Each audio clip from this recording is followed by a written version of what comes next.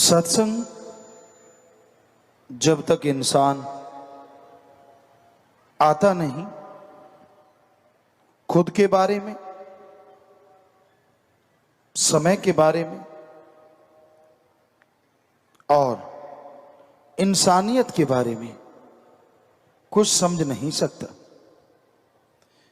हर इंसान के अंदर होता है, वो सब कुछ जानता है। कोई भी इंसान जो अक्ल बुद्धि विवेक रखता है कभी यह नहीं कहेगा कि उसे कुछ नहीं आता। कह भी देगा तो ऊपरी मन से, अंदर सोच होती है कि उसे सब पता है। और बहुत हद तक लोगों को पता भी होता है, लेकिन खुद के बारे में कितना पता है यह सत्संग में आके पता चलता है। जब संत समझाते हैं, जब संत सिखाते हैं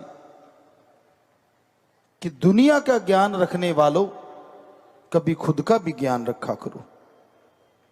आप में कौन से विचार ज्यादा चलते हैं, आपकी सोच में कौन सी सोच ज्यादा चलती है, आप जो कर्म योगी हैं कौन से कर्म ज्यादा करते हैं, इसके लिए जानना बेहद जरूरी है। जब हम सब अपने बारे में जान लेंगे तो आत्म ज्ञान कहा जाता है, फिर वो शुरू होता है। जब तक खुद का ज्ञान नहीं तो खुद की आत्मा का ज्ञान कहां से मिलेगा। इसलिए सुबह शाम सुमरन जरूर करें। 10 मिनट सुबह, 10 मिनट शाम, और कोशिश करें कि एक समय ऐसा जरूर दें जिसमें आप खुद के बारे में सोचें। 24 घंटे आप इस शरीर से काम लेते हैं, दिमाग से काम लेते हैं, क्या 5-10 मिनट बनते नहीं? खुद के बारे में सोचो, सिर्फ और सिर्फ आत्मज्ञान हासिल करो। काम अलग अलग है, कोई हार्ड वर्क करता है, कोई नींद लेके ही काम टाइम पूरा करता है, कोई बहुत मेहनत करता है तो कोई आलस्य में डूबा रहता है। पर 24 घंटे चलते तो हैं, रुकते तो नहीं। आप रुक गए इसका मतलब यह नहीं है कि समय रुक गया। समय हो गई, चंद्र सूर्य नक्षत्र ग्रह हो गए, पृथ्वी हो गई, समुद्र की लहरें हो गई, ये कभी रुकती नहीं। निश्चित समय के अनुसार ये चलते रहते हैं, चलते रहते हैं। तो आप रुको, चलो, आपकी मर्जी। समय आपका इंतजार नहीं करता। तो कर्म आप करते हैं, समय आप व्यतीत करते हैं, तो 5-10 मिनट रात को, सुबह एकांत में बैठा करो और सुमरन करके अपने बारे में सोचा करो कि हां, ये मेरे में गलत आदत है। कितना अच्छा होगा अगर आप अपनी गलत आदत को खुद ही बदल डालो। इससे पहले कि कोई आपके उंगली उठाए, कोई आपको कहे कि आप ये गलत करते हो, क्यों ना खुद का ज्ञान हासिल करके वो आदत ही निकाल डालो। बेइज्जती भी फील नहीं होगी और आप गुणवान भी बन जाएंगे। किसी को कहने की जरूरत भी नहीं और आप गुणवान बनते जा रहे हैं। और ज्यों-ज्यों गुणवान बनते जाओगे त्यों-त्यों मालिक की दया में रहमत के लायक बनते जाओगे। तो आत्म बोध, आत्म ज्ञान फिर शुरू होता है जब हम अपने बारे में सोच लेते हैं। और ये हो नहीं सकता सत्संगी एक राम नाम से जुड़े इंसान को खुद का ज्ञान ना हो। अगर वो गुरु पीर फकीर के वचनों को फॉलो करे, माने, तो उसे समझ आए कि हां ये मेरे में कमियां हैं, ये अवगुण हैं और ये गुण हैं। और उनको निकालते निकालते आप गुणवान बनेंगे तो फिर आत्मज्ञान शुरू हो जाएगा। सुमरन के साथ आत्मा की तरक्की होनी शुरू होगी। जब उदाहरण अगर दें, जिमींदार भाई जितने बैठे हैं सब जानते हैं, जमीन को अच्छी तरह से जुताई करी हो, घास फूस कचरा साफ किया हो, और बरसात पड़ जाए या पानी अच्छे से लगा दो, तो फिर जो भी बीज डालोगे धरती का सीना फाड़ के बाहर निकल आएगा, लहलहाएगी फसल। पर अगर पहले ही बहुत ग्रास है, घास फूस है, जमीन उससे अटी पड़ी है, भरी पड़ी है, और कितनी भी बरसात पानी लगा दो, जो बीज डालोगे मरियल निकलेगा, क्योंकि घास फूस जितना भी है वो सारा जमीन की शक्ति को हासिल कर लेता है, और जो बीज होना चाहिए वो नहीं। तो उसी तरह आपके कर्मों का घास फूस, आपके जन्मों जन्मों का घास फूस, जो आपके भयानक कर्म हैं, जिसकी वजह से आपको अवगुण आ गए, गलत आदतें आ गई, जब अपने बारे में सोचोगे, वो आदतों का पता चलेगा, तो राम नाम से वो घास फूस साफ हो जाएगा। और फिर जैसे आपको बोला कि जमीन साफ सुथरा पड़ी है, जुताई करके रख रखी है, पानी देते हैं, बीज डालते हैं, तो झट से लहराती हैं फसलें, उसी तरह ऐसे शरीर में जो बिल्कुल साफ सुथरा है, राम नाम का बीज डालते ही वो फलना फूलना शुरू हो जाता है और आत्मा तरक्की करने लगती है। शुरुआत में किसी किसी को महसूस होता है कि उसके शरीर में से कुछ ऊपर की तरफ जा रहा है। जब गुरु मंत्र का जाप करते हैं, जब आत्मज्ञान की शुरुआत होती है, किसी किसी को, जिसका मतलब होता है कि आत्मा है जो पैर के अंगूठे से लेके सिर तक है, और वो सिमट रही है, ऊपर की तरफ जा रही है। और किसी को इसका बोध नहीं होता। आप सुमन कर रहे हैं, करते करते अचानक आपकी आंखों के सामने एक छोटा सा बिंदु, लाइट, रोशनी, दिया जैसे होता है मोमबत्ती की लो, ऐसी लौ नजर आती है।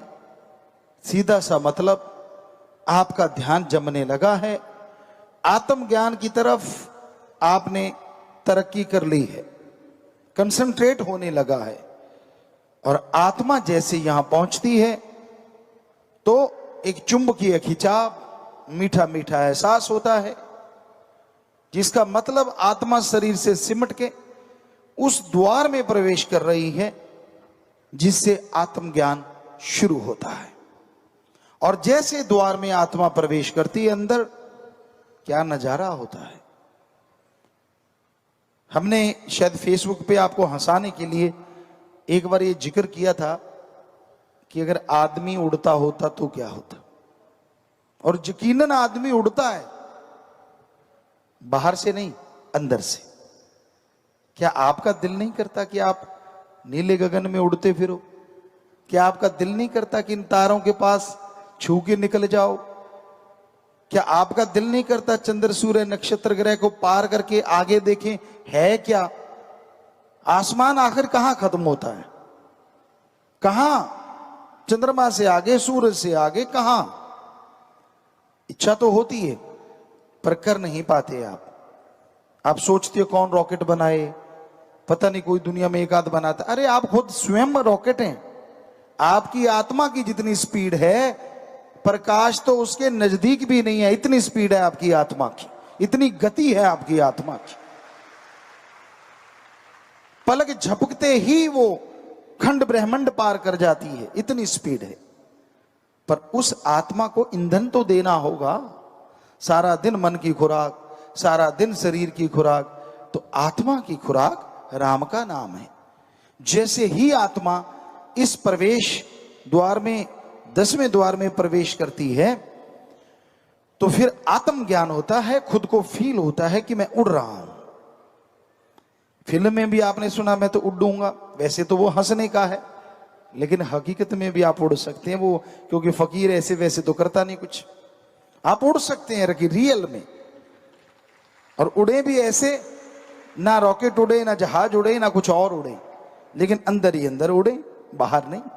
बाहर की तो एक कल्पना है, आपके पंख होते या ये होता या वो होता, तो वो तो एक कल्पना बना के बातें कर सकते हैं, लेकिन वास्तविकता यही है, आपके पंख भी हैं, सब कुछ है, स्पीड भी आपकी बेहद ज्यादा है, लेकिन आप गाड़ी का इंजन ही बंद किए बैठे हैं। अब गाड़ी चाहे 1000 किलोमीटर प्रति मिनट भागती हो या 1 घंटे में 1000 किलोमीटर दौड़ती हो, अगर इंजन ही बंद है तो क्या करेगा? इंजन तो स्टार्ट करना पड़ता है ना, उसमें ऑयल डालने पड़ते हैं, आप प्लग वगैरह सब चेक करते हैं, बैटरी का करंट देना है, सब कुछ। तो वैसे ही आपकी आत्मा का इंजन बंद हुआ पड़ा है, आपने उसको स्टार्ट कभी किया ही नहीं। तो ध्यान में बैठिए, इस द्वार में प्रवेश कीजिए, 10वें द्वार में, और जैसे ही ये इंजन स्टार्ट होगा, बस एक बार स्टार्ट करने की देर है, फिर तो ये ऑटोमेटिकली स्टार्ट होता है। आप ऑटोमेटिकली गाड़ियां देखते हैं, गियर नहीं लगाना पड़ता, एक बार गियर लगा के छोड़ दो, चलती रहती हैं। इसके एक बार ही गियर लगाना मुश्किल है, बाद में गियर लगाना ही नहीं पड़ता, ना ईंधन डालना पड़ता, कुछ नहीं। एक बार ईंधन डाल के यहां तक लेके आओ, और ईंधन है राम का नाम। राम का नाम जपते रहो, आत्मा बलवान होती जाएगी, और एक बार यहां प्रवेश कर गई, उसके बाद आपको कुछ गुनगुनाना नहीं, कुछ भी नहीं करना, अपने आप आत्मा स्पीड पकड़ती है। और आत्मज्ञान आपको पता चलता कि मैं कितना शक्तिशाली हूं जब सूरज के पास से, सूरज नहीं, सूरजों के पास से, चंद्रमाओं के पास से आप निकलते हैं। क्या नजारा होता है, कितनी खुशी आती है अंतःकरण में। और फिर आत्मा से परमात्मा का ज्ञान शुरू होता है। आत्मज्ञान हो गया, फिर भगवान का ज्ञान शुरू होता है। फिर कहती है आत्मा, ओ इतने बड़े समुद्र का मैं एक कतरा हूं।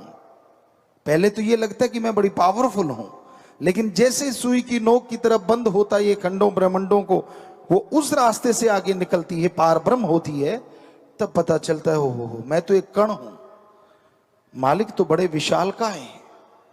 क्या नजारे हैं वहां, क्या खुशियां हैं वहां। लेकिन बताने से आपको लगता है पता नहीं झूठ है, लेकिन महसूस करोगे तो पता चलेगा सच है। पर आप टेंशन लेके वहां नहीं जा सकते। आप सुमन करने बैठो, भक्ति करने बैठो, मेरे को वो नजारा क्यों नहीं मिल रहा, उम्र पता नहीं कितनी बाकी है, पता नहीं कब पटाखा बोल जाए, तो ये तो आपकी कमी है ना। बचपन से बुढ़ापे तक कितनी भक्ति की और कितना समय बाकी कामों में लगाया, कैलकुलेट कर लो, फिर भगवान को उलामा दे देना। हम आपको गारंटी देते हैं, ज्यादा समय दुनियादारी या शारीरिक मानसिक कामों में लगाया है, आत्मिक ज्ञान के लिए तो अपने समय ही कुछ जिंदगी के कुछ साल बनते होंगे किसी किसी के, वरना महीनों में अटके पड़े हो। कैलकुलेट कर लो, रोज का आधा घंटा तो कितने दिन लगेंगे एक दिन होने में, क्योंकि दिन तो 12 घंटे का है। सोच के देखो आप 24 दिन में आप कितना कर पाओगे। तो कहने का मतलब यही है कि 24 दिन में एक दिन बनेगा अगर आधा घंटा आप करते हैं रोज भक्ति, और घंटा करते हैं तो 12 दिन में एक। कहने का मतलब यही है कि समय कितना दिया ईश्वर को, फिर टेंशन किस बात की। बस उसकी दया मांगो, वो दया करे तो 2 मिनट में नजारे दिखा दे, उसका कुछ भरोसा नहीं। क्योंकि वो दया का समुंदर ऐसे ही नहीं कहलाता। हमने हर धर्म के पवित्र ग्रंथों को पढ़ा, पवित्र वचनों को पढ़ा, सभी में आता है कि वो दया का समुंदर है, रहमतों का भंडार है। पर उसकी रहमत के लिए हम अपने शरीर को तो तैयार करें। कहते मूसा ने जिद की थी, नहीं ईश्वर अल्लाह मुझे तो दर्शन करने ही करने और जहरा तौर पे करने। शरीर उस काबिल नहीं बना था, जिद करता गया करता गया, राम को अल्लाह को भी आ गया कि चलो नजारा दिखाई देते हैं। कहते सुई का जो बारीक छिद्र होता है, सुई का जो बारीक तीखापन होता है, सिर्फ उतनी जगह से दर्शनों की एक झलक दिखाई और सालों साल मूसा जी बेहोश पड़े रहे, झेल ही नहीं पाए, शरीर उसके काबिल नहीं था। तो कई बार आपको जिद होती है, मैं तो जायज मांगता हूं जी, मैं तो दर्शन चाहता हूं जी, फिर मुझे क्यों नहीं होते? अरे बॉडी कागज की और आग को समाना चाहता है शरीर में, जल जाएगा ना सब कुछ। पहले बॉडी फौलाद की होनी चाहिए, वज्र की होनी चाहिए, तो ज्वालामुखी को भी झेल जाती है, उस लायक बनाना पड़ेगा। और उसके लिए निरंतर राम का नाम जपना, राम नाम जप के अपनी बॉडी को उसके लायक बनाना है, ताकि राम जी जब दर्शन दें तो हमारा शरीर उसके काबिल हो, उसे झेल पाए, दर्श दीदार कर पाए। और ये संभव है निरंतर अभ्यास से। कहते जी रोज भक्ति नहीं होती। वैसे आप बहुत सारे लोग, बच्चे कहते हैं आजकल का यूथ, ये बोरिंग काम है, रोज ही एक चीज को बार बार दोहराना, ये तो बोरिंग है। अगर आपके हिसाब से चले तो सारे बोरिंग है। आप रोज पोटी क्यों जाते हो? ये बोरिंग काम है, रोज ही जाते हो। क्यों जाते हो भाई? आप रोज सुबह सुबह ब्रेकफास्ट करते हो, क्यों करते हो? रोज एक ही चीज, ये तो बोरिंग है। रोज खाना खाते हो, लंच, रोज ही लंच, ये भी तो बोरिंग हो गया ना। रोज डिनर करते हो, सारा बोरिंग। रोज नहाना, रोज कपड़े बदलना, सब बोरिंग है ना। क्यों करते हो फिर? वो तो जी करना पड़ता है, तो ये भी करना पड़ता है। अगर कुछ हासिल करना है, अगर ईश्वर के दर्श दीदार करने हैं, नूरी स्वरूप को देखना है प्रभु के, तो अभ्यास रोजाना करना होगा, ताकि ये शरीर उसके काबिल बने। और जब बन गया, नजारे वो आएंगे जो कहने सुनने से परे। शास्त्र नाम श्याम मस्तान जी दाता ने तो बड़ी रहमत की हुई है। सुमरण अभी आपने इतना किया नहीं होता, भक्ति करी नहीं होती, थोड़ी भावना शुद्ध होती है, सेवा करते हो, हाजिरी सत्संग में लगाते हो, और परमात्मा दर्श दीदार देने शुरू कर देता है। कभी सपने में, कभी भुलेखा पड़ गया, कभी जहरा तौर पे, कभी कैसे। वो संतों के रूप में आते हैं ताकि आपका शरीर उसको झेल सके, पर देता भगवान ही दर्शन है। फिर भी आप उनको मानते नहीं। यार यहाँ भुलेखा जा प्यासी, ऐसा हुआ तो था जरा सा, तो वो तो आपकी मर्जी है ना, आप उसको रियल को भुलेखा कह दो। क्योंकि जो पीर फकीर सच्चा है, मालिक परमात्मा अल्लाह वाहिगुरु राम, उस रूप में आके दर्शन जरूर देता है। जो उसे इग्नोर मार देता है, दर्शनों में समय लग जाता है। जो उसे स्वीकार कर लेता है कि हाँ नहीं ये जहरा तौर पे हुआ है, सही हुआ है, तो उसकी वो दर्शनों की संख्या बढ़ती चली जाती है। जल्दी जल्दी होते होते क्या पता कब नूरी स्वरूप में बदल जाए, कुछ कहा नहीं जा सकता। तो कितनी बड़ी छूट शास्त्र नाम श्याम मस्तान जी दाता ने भक्ति भाव में राम के थोड़े से शब्द बता के किए। लंबा चौड़ा कुछ नहीं करना, बस थोड़े से शब्द दोहराओ, शरीर को इस लायक बना लो कि मालिक जल्द से जल्द दर्श दीदार देने लगे। तो आप अमल कीजिए, भरोसा कीजिए, तो मालिक की दया में रहमत तो बरस रही है। बस देखने की आंखें बना लीजिए, एहसास कीजिए, महसूस कीजिए, और अपनी जिंदगी को संत पीर फकीरों के वचनों के अनुसार बनाते चले जाइए। अंदर बाहर मालिक के रहमो करम की खुशियों को महसूस करोगे, परिवार में खुशियां आएंगी, और जो नजारे, जो नशा, जो आनंद मिलेगा वो आप जाने या भगवान जाने। सारा दिन दौलत के लिए, रुपए पैसे के लिए मारो मार करता फिरता है। क्या यही है इंसान का काम? क्या यही इंसानी फर्ज है, कर्तव्य है?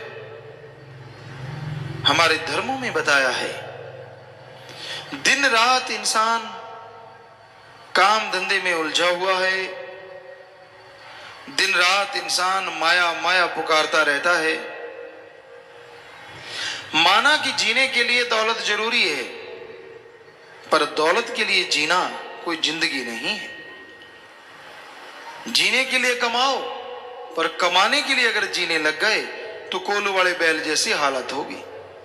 पहले उसे कोलू पे जोते हैं, आखिर में नहीं सही चलता तो दोनों आंखों के साइड में पट्टी सी बांध देते हैं कि सीधा देख सीधा चल, वो और तरफ देखता ही नहीं, देखने ही नहीं देते उसे।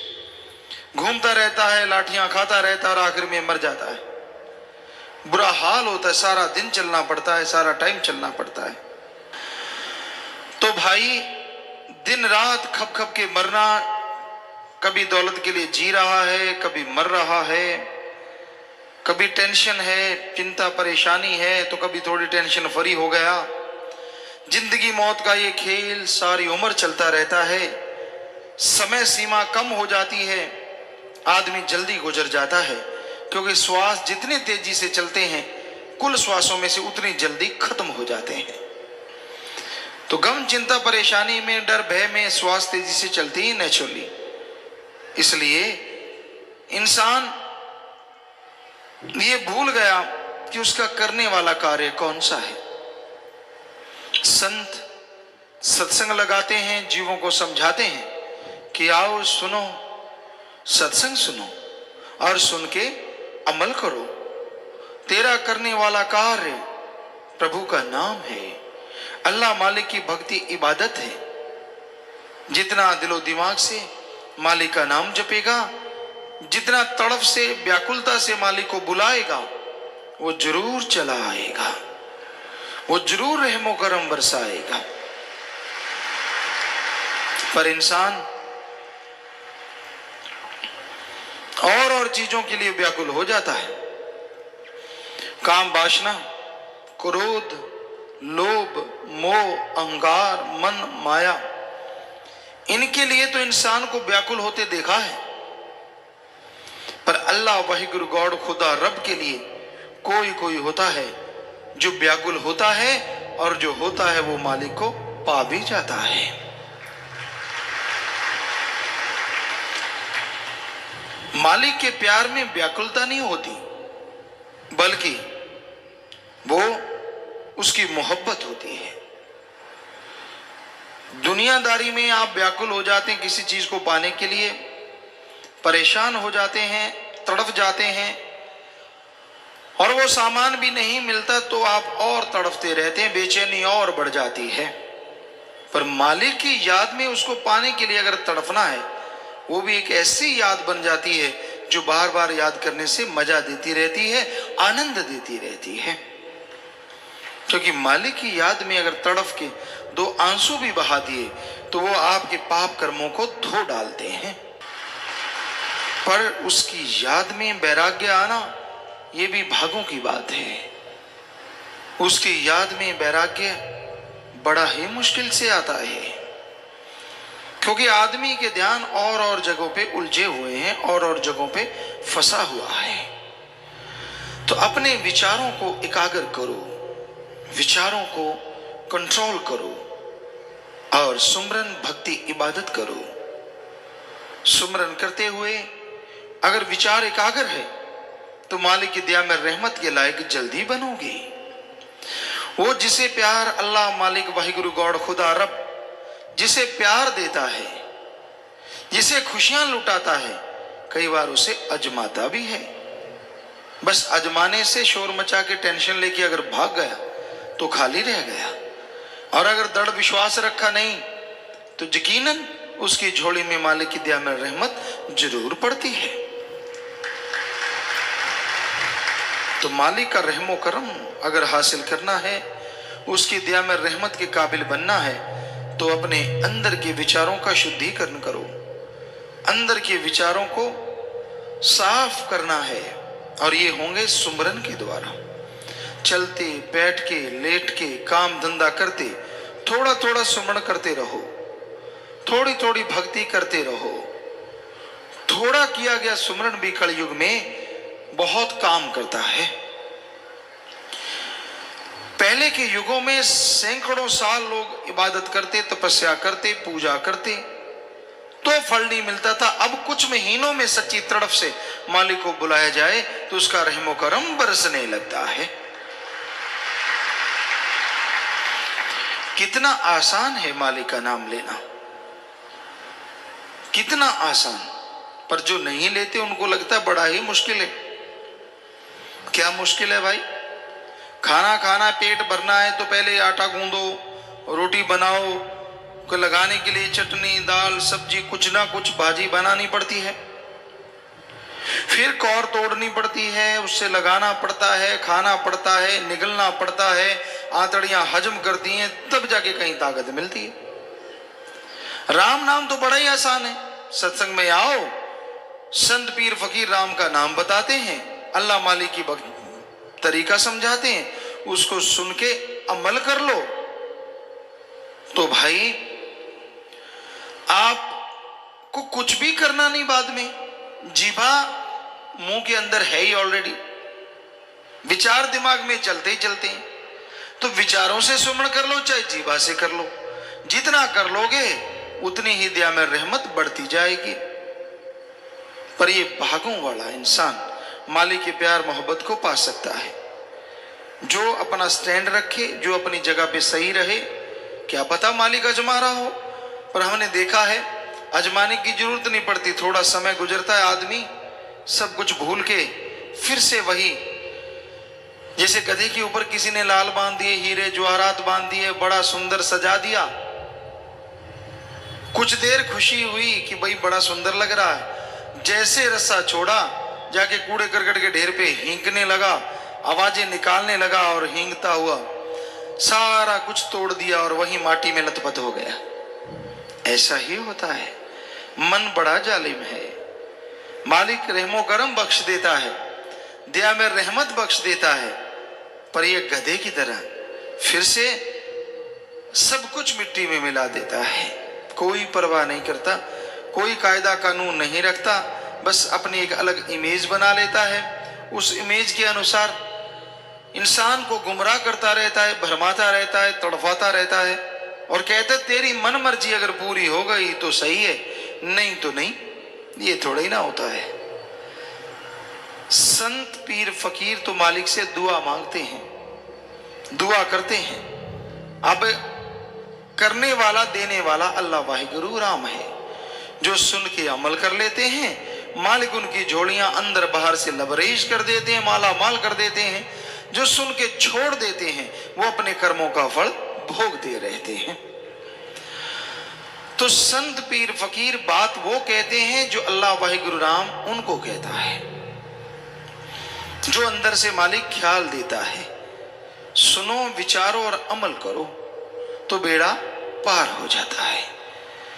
तो ये बड़ा ही जरूरी है कि आप वचन सुनो, अमल करो और मालिक की दया में रहमत के काबिल बन जाओ। जो जीव सत्संग में आते हैं वही सुनेंगे और जो सुनते हैं अमल भी वही करेंगे। सुना नहीं अमल कैसे, किस बात पे करेगा कोई? तो सत्संग पूरे ध्यान से सुनो, अपनी खुदी अहंकार को छोड़ के, अपनी और बातों को छोड़ के सत्संग की तरफ ध्यान दो। दूसरी तरफ ध्यान दे दे के आपने कितना जोर लगा लिया, कुछ हासिल हुआ? सत्संग में भी लोग बुराइयों से कई बार बाज नहीं आते। मन कई बार इंसान का उसे उठा के ले जाता है, इधर उधर नींद ला देता है, कभी कुछ क्योंकि बड़ी जालिम ताकत है। माना कि अमल नहीं होने देते सत्संग में ताकत होती है, लेकिन भटकाता तो ये कभी कभी है। कभी आंखों से गलत दिखाने लग जाता है, उसी में उलझा देता है। पर ये अलग बात है, संतों के वचन जब हथौड़े की तरह पड़ते हैं तो रोंगटे खड़े हो जाते कि हैं, अच्छा मेरे को कह रहे हैं, मैंने अभी देखा। तो मन का तो काम है भरमाना, मन का काम है भटकाना। इस जीवों को भरमाता है, भटकाता है और तड़फाता है। इससे लड़ना कलयुग में सच्ची भक्ति है। अपने अंदर के बुरे विचारों से लड़ो, यानी बुरे विचारों को अपने पे हावी ना होने दो, अच्छे विचारों के साथ आगे बढ़ो तो मालिक की दया में रहमत के काबिल एक दिन जरूर बनोगे। तो अमल जरूरी है। आप कोई भी काम धंधा करते हैं, लोग आगे पूछते हैं गुरुजी मैं फलां काम कर लूं। हम हमेशा कहते हैं भाई जिस काम का अच्छी तरह से तजुर्बा है या तजुर्बा ले लो, फिर वो काम लगातार करो, मेहनत करो तो मालिक की दया में रहमत के लायक आप बनोगे ही बनोगे और काम धंधे में भी सफलता जरूर होगी। तजुर्बा लेके मेहनत से करो, साथ में सुमरन करो। कर्म आपने करने हैं, सुमरन करोगे, फल देने वाला भी आप पे रीझ जाएगा, खुश हो जाएगा। तो कर्म जोगी और ज्ञान जोगी बने रहो, कर्म भी करते रहो और सुमरन भक्ति इबादत भी करते रहो, ताकि कर्म करते हुए कोई परेशानी ना आए। सुमरन के द्वारा जो भी कर्म करो अच्छे करो और उसमें आपको तरक्की मिले, ताकत मिले, आगे बढ़ने का रास्ता मिले। जो जीव सुन के अमल करते हैं वो भाग्यशाली ना होते हुए भी भाग्यशाली बन जाया करते हैं। सत्संग में भाग्य बनते हैं। कोई नसीबों वाला, कोई भागों वाला जीव होता है जो सुन के अमल करता है और वो अपने भाग्य बदल सकता है। कहते हैं जैसा लिखा होता वैसा भोगना पड़ता है, सही है, लेकिन भगवान ने मनुष्य के लिए यह भी लिखा है कि ये खुद मुख्तियार है, मर्जी का मालिक है। अच्छे नेक कर्म करे तो ये अपनी तकदीरें खुद बदल सकता है। और हाथ पे हाथ धर के बैठा रहे, जो होगा मालिक का लिखा हो जाएगा, तो वो बात नहीं बनती जो बननी चाहिए। क्योंकि कर्म जोगी होना भी तो जरूरी है। मालिक ने ही ये गुण दिए हैं, मालिक ने ही ये शिक्षा दी है। तो इंसान को बेपरवाह ने यहां समझाया है, तेरा काम, कि भाई तेरा जो करने वाला काम है,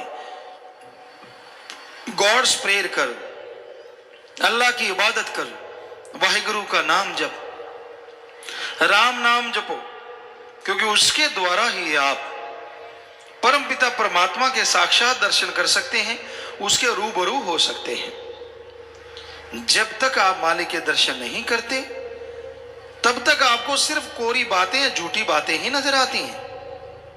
लेकिन जैसे ही आप अमल करते हैं, प्रैक्टिकली मेथड ऑफ मेडिटेशन करते हैं, तो आप मालिक के रहमो करम के हकदार भी बनते हैं और उसके दर्श दीदार के काबिल भी बनते हैं।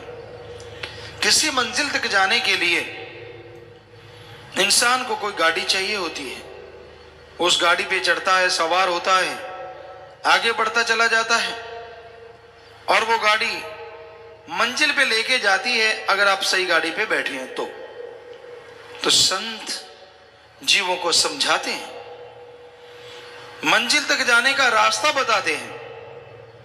जो सुन के अमल कर लेते हैं वो मंजिल पे पहुंच जाते हैं, और जो सुन के अमल नहीं करते वो खाली रह जाते हैं। सो सुनना जरूरी है, पर सुन के अमल भी करना है, क्योंकि बिन अमलों के आलमा इल्म निकम्मे सारे। अमल, कोई अमल कमा ले तू जे जश लेन है मालिक द्वारे। वचन कहे जाएं आपको भले के लिए, और उन वचनों पे अगर आप अमल नहीं करते तो आप खाली रह जाते हैं, और अमल कर लेते हो तो सब कुछ हासिल कर लेते हो। दूसरों को देख के जलना नहीं चाहिए। आदमी को सबक मालिक सिखा देता है।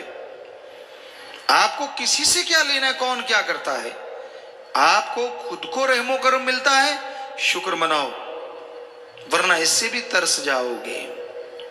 क्योंकि कर्म अपने अपने हर जीव के साथ होते हैं और बना लिए जाते हैं भक्ति इबादत के द्वारा। सो वचनों पे अमल करो। एक कहावत है, 900 चूहे खा के बिल्ली हज को चली। कई बार आदमी बुराइयां करता रहता है, बुरे काम करता रहता है, अपनी बुराइयां नजर नहीं आती, अल्लाह वाहिगुरु राम में कमियां निकालता रहता है। इतने पाप गुनाह किए, शुक्र मना कि मालिक ने रहमत की है, सदगुरु ने रहमत की है, और वो दया में रहमत करेगा ही करेगा। कोई सुनेगा, अमल करेगा तो मालिक के रहमो करम का हकदार बन जाएगा। जो अमल नहीं करेगा तो वो तो खाली रहता ही रहता है। वचनों को सुनो ध्यान पूर्वक। सत्संग में आए हो, समय लगाया है, मौसम का भी सामना कर रहे हो, कम से कम ध्यान तो दो। संत क्या समझाना चाहते हैं, ध्यान तो दो, संत क्या देना चाहते हैं। और सुन लिया, अब अमल करना सीखो। पर यह देखा है, जो आदमी पढ़ के कड़ जाता है, एक कहावत है, पढ़ के कड़ गया, क्योंकि तो दूध सारा दिन उबलते उबलते लाल हो जाता है, कड़ जाता है, तो कहते ये बिल्कुल कट गया, पक गया। ऐसे ही सत्संग सुनता रहता है, अमल करता नहीं, वो भी पढ़ के कट जाते हैं। संत आए, फकीर आए, उनके सामने भक्त बनना, आगे पीछे मन मता, जो दिल किया वो करते रहना, बुरे कर्म करते रहना, बुरी सोच, बुरी बातें, बुरे ख्याल, अंदर ही अंदर बुराई, रिश्ते, पता नहीं क्या क्या आदमी अनाप शनाप अंदर चलाता रहता है, मजे लेता रहता है उसमें, और ये भूल जाता है ये मजे नहीं, ये मन भरमा रहा है, मन भटका रहा है, और बदले में सारी भक्ति जा रही है। फिर जब घर में खुशियां नहीं आती, कोई परेशानी खड़ी होती, फिर रोता है, ये क्यों हुआ, ऐसा कैसे हो गया। तो भाई सुना करो, समझा करो और अमल किया करो, ताकि मालिक की दया में रहमत के काबिल बन सको और उसकी खुशियों के हकदार बन सको। मनुष्य शरीर मिला है मालिक से मिलने के लिए, बाकी जितने भी काम धंधे करता है सब यहीं छोड़ जाएगा, कोई भी साथ जाने वाला नहीं।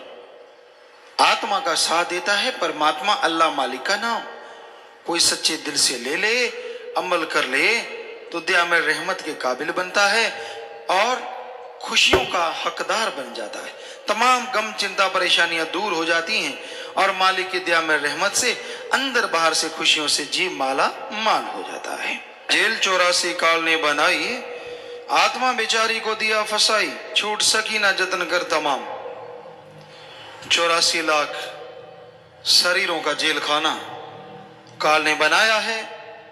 आत्मा एक से निकलती है, दूसरे में चली जाती है, दूसरे से निकलती है तीसरे में। यूं 84 लाख शरीरों में चक्कर लगाते लगाते आखिर में जाके कहीं मनुष्य शरीर मिला और इसमें मन माया की ऐसी हवा लगी कि जो असली काम है उसको भूल गया। करना था उस मालिक को याद, अल्लाह वाहिगुरु की भक्ति इबादत करनी थी, ताकि उसके रहमो करम का हकदार बनता, आवागमन से आजाद हो जाता और यहां परमानंद लेता।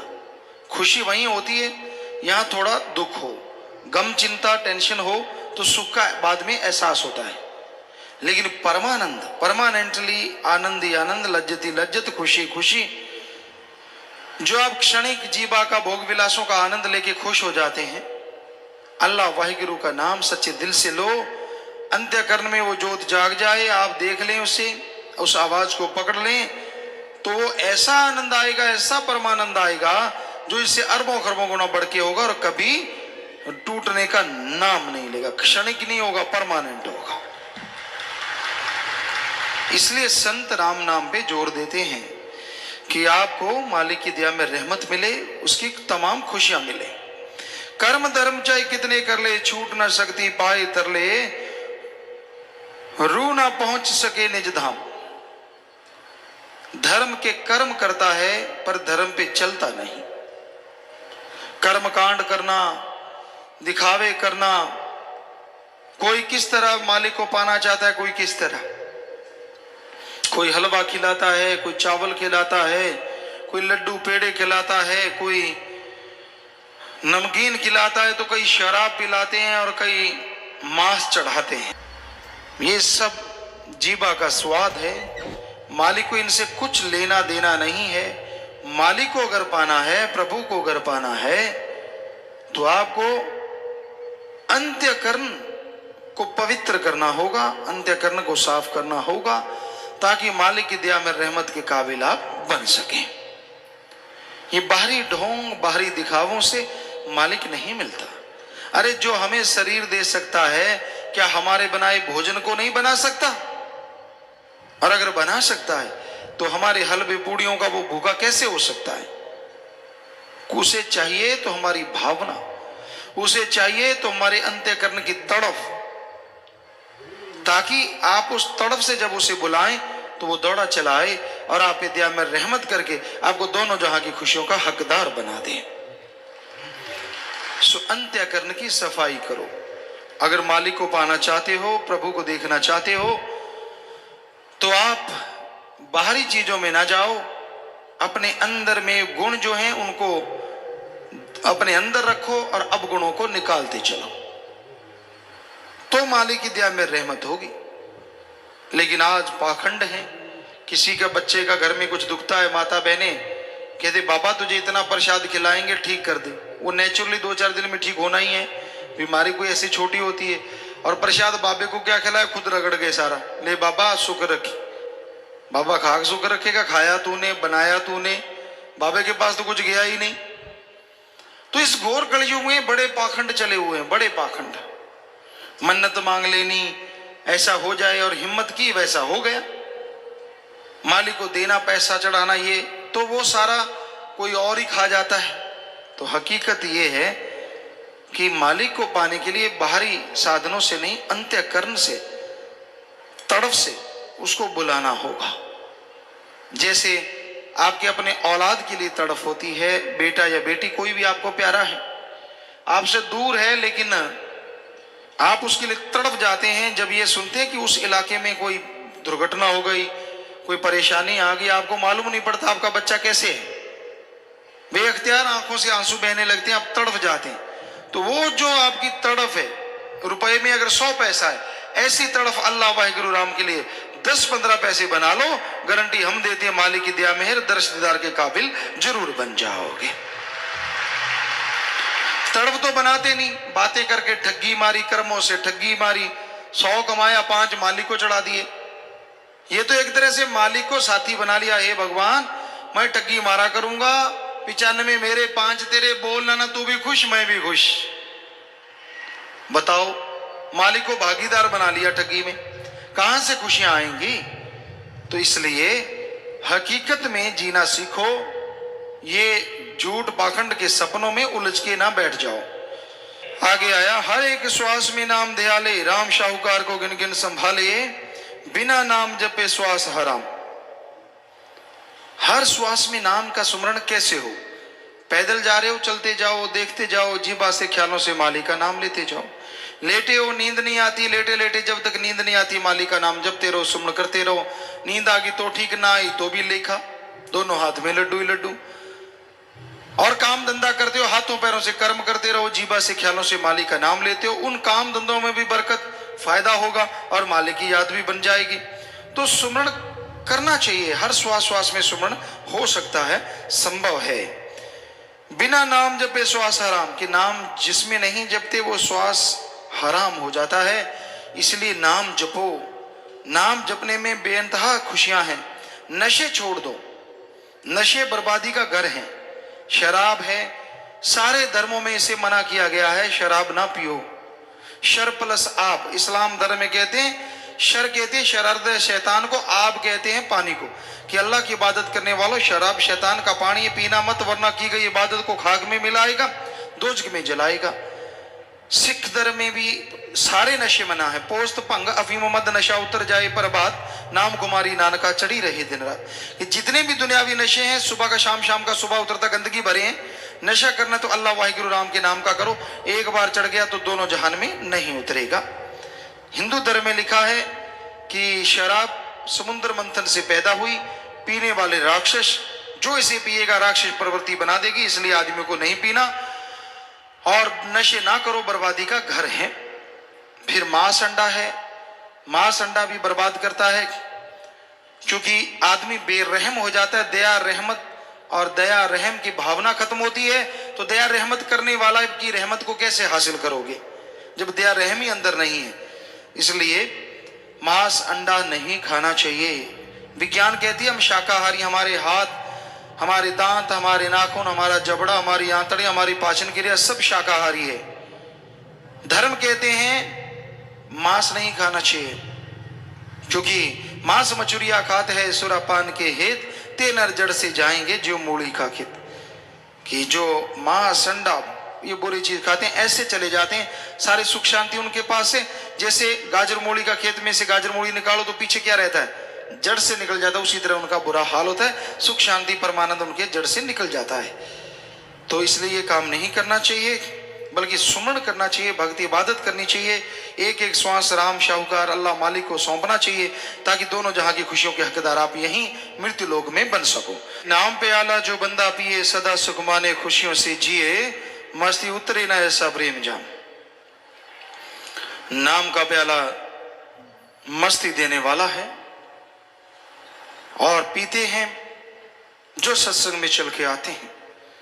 आपके पाप कर्म आपके भयानक रोग, आपकी परेशानियों का मुकम्मल हल है प्रभु का नाम।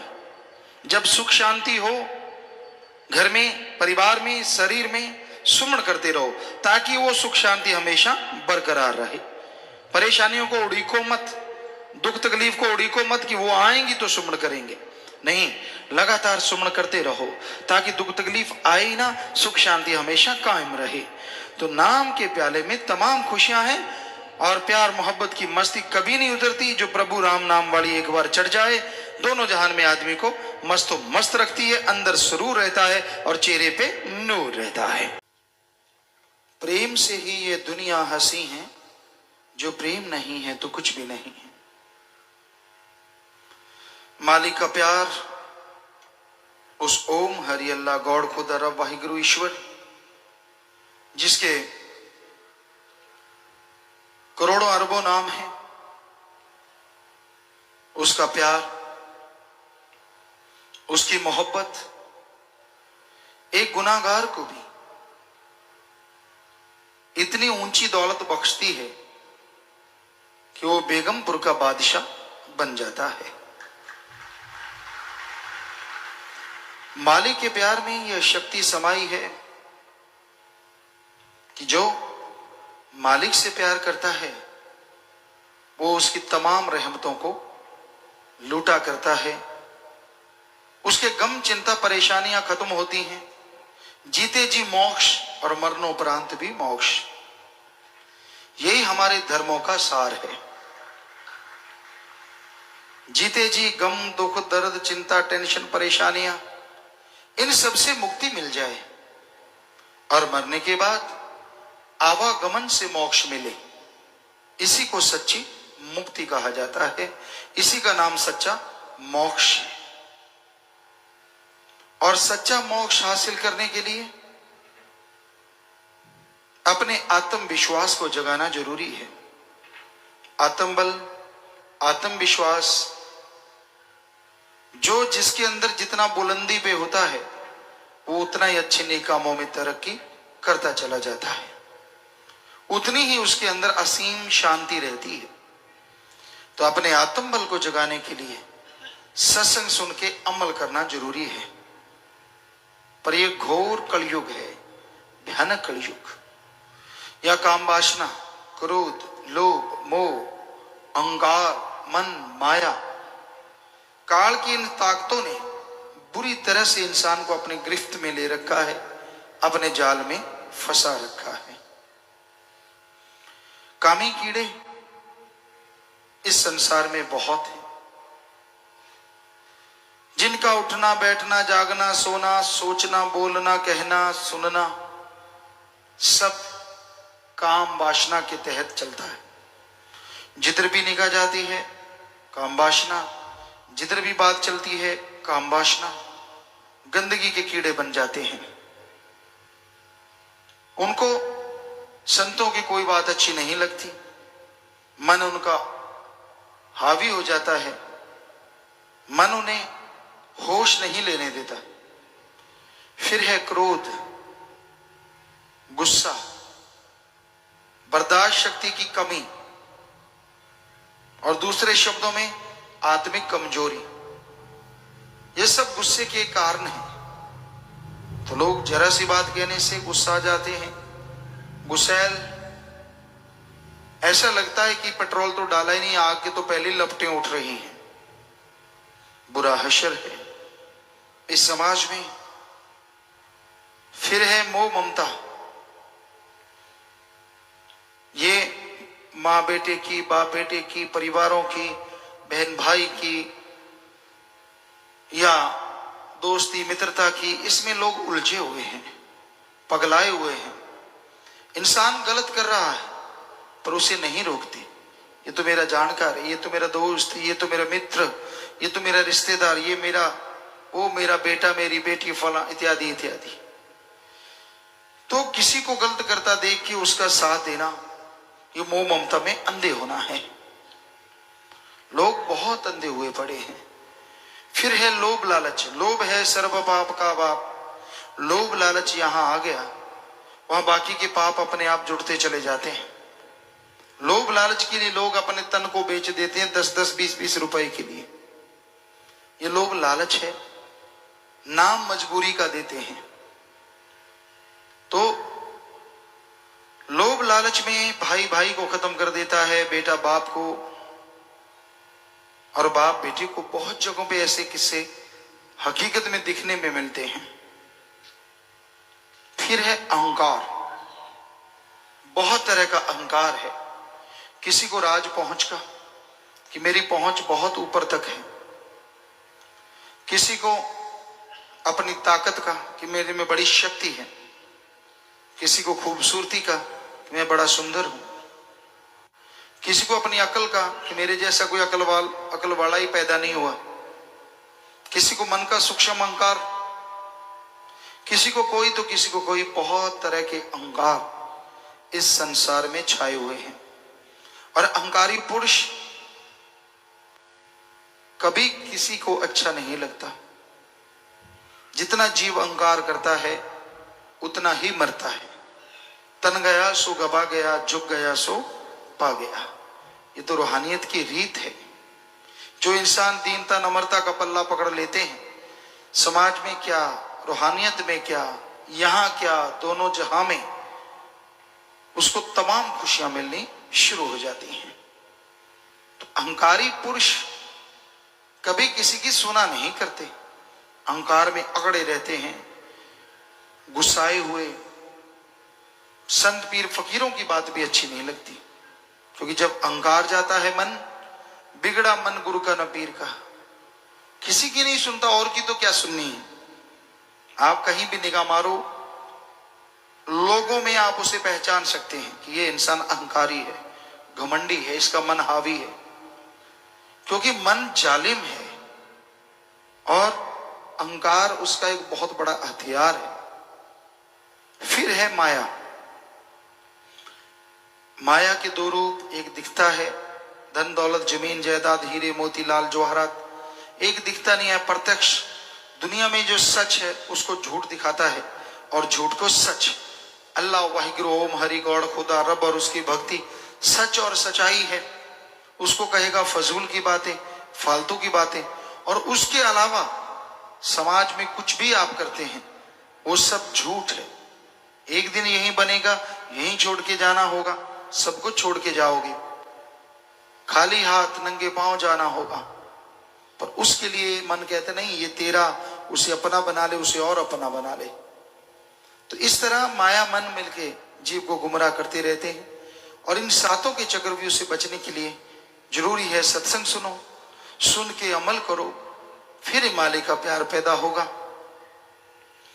और जो मालिक से प्यार करेंगे वो मालिक की औलाद से भी निस्वार्थ बेगर्ज तरीके से प्यार करना सीख जाएंगे।